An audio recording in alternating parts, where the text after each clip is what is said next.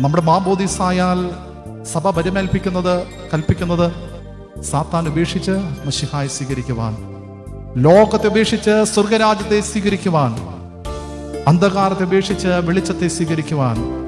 അനുഗ്രഹിക്കപ്പെട്ടവരെ സഭ പഠിപ്പിക്കുന്നത് ദൈവത്തെ സ്വീകരിക്കുവാൻ, ദൈവത്തിന്റെ വഴികളെ സ്വീകരിക്കുവാൻ, ദൈവത്തിന്റെ മൂല്യങ്ങൾ നടക്കുവാനാണ്. മറിയാമിനെ പോലെ ദൈവത്തോടു കൂടി ആയിരിക്കുവാൻ സഭ നമുക്ക് സാധ്യത നൽകുന്നു. അനുഗ്രഹിക്കപ്പെട്ട ദൈവമാതാവിന്റെ ഈ സവിശേഷത നമ്മുടെ ജീവിതത്തിൽ ഉണ്ടാകട്ടെ.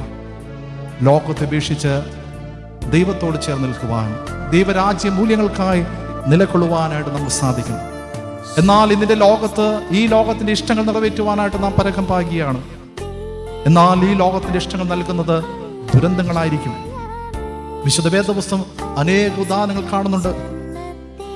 തെരഞ്ഞെടുക്കപ്പെട്ടവനായിരുന്നു യൂദാ ഇസ്കറിയോത്ത. കർത്താവ് തന്റെ അനേക ശിഷ്യന്മാരിൽ നിന്ന് തിരഞ്ഞെടുത്തതായ 12 പേരിൽ ഒരാൾ.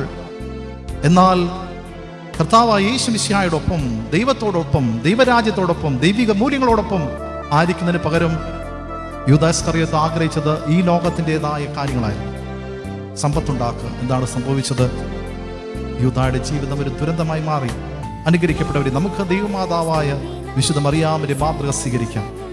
ദൈവത്തോടു കൂടിയായിരിക്കാം, പ്രാർത്ഥനയിൽ ഉറ്റിരിക്കാം. സഭ നമ്മെ ഭരമേൽപ്പിച്ചതായ പ്രാർത്ഥനകളും നോമ്പുകളും എല്ലാം നമ്മുടെ ജീവിതത്തിൽ മുറത്തെറ്റാതെ പാലിച്ചാൽ മറിയാമിനെ പോലെ ദൈവത്തിന്റെ സന്നിധിയിൽ നിന്ന് കൃപയും അനുഗ്രഹം ലഭിച്ചവരായി നമുക്ക് മാറാം.